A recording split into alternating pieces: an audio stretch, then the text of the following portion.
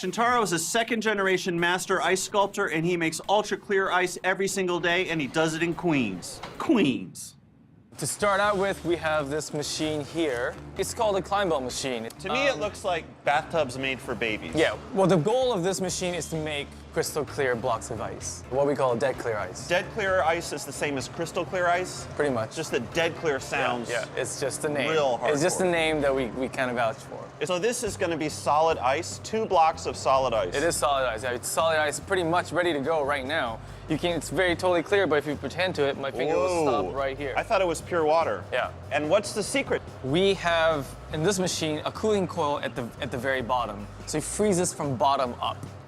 It's pushing all the bubbles up? Yeah. Now compare that to what's happening in my freezer. The ice is freezing in from all directions, and so the bubbles are getting pushed into the center. Ugh, into that milky, nasty center. They're frozen. Yeah. They're trapped, like the people in Pompeii. That's you know, a the really famous, romantic way You know of the putting it. famous city in Italy? Yeah. There was a volcano exploded, Sure, and they all got sure. stuck. Like a bunch of idiots. Yeah. And now we go over there and we laugh at them, right? Yeah. Look at you sitting around crying with your baby, because oh, you should have thought about that before you built that big volcano. You should up have on stopped top of that story at the ghost, man. Okay, sorry. If possible, freeze your ice in one direction. Look at Shintaro's 300-pound block of ice. That's looking like a really nice ice cube. You know what? Actually, it's a little big, but that's fine. Because what Shintaro's gonna do next is turn it into an ice sculpture.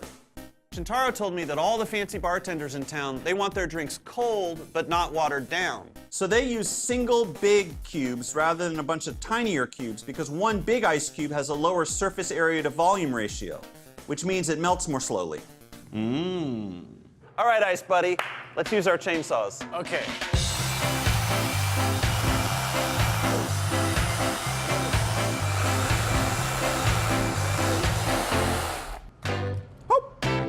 Now, let's cut this into a series of what we call rods. And then we're gonna eventually cut them into cubes. Yep. Shintaro had so many crazy ice sculpting tools, I assumed he was like a mass murderer who chopped up human bodies and ate them. I mean, he's got ice picks, he's got a bunch of hacksaws. Make sure your thumb's out of the way. Yeah, I was just noticing that. That'll help. He's got the 3-pronged ice pick, which is known as the chipper, which I'm loving. And once you get a pretty good guide, just give a nice hit right in the middle. Really? Yeah. Oh, I love that. Yeah. But he could also get the job done with just a regular old kitchen knife. And I happen to own a kitchen knife. You get this? Wow. All right, you can come over for drinks at my house or at Shintaro's house. I mean, That's a big difference. right? That's a big difference. Yeah.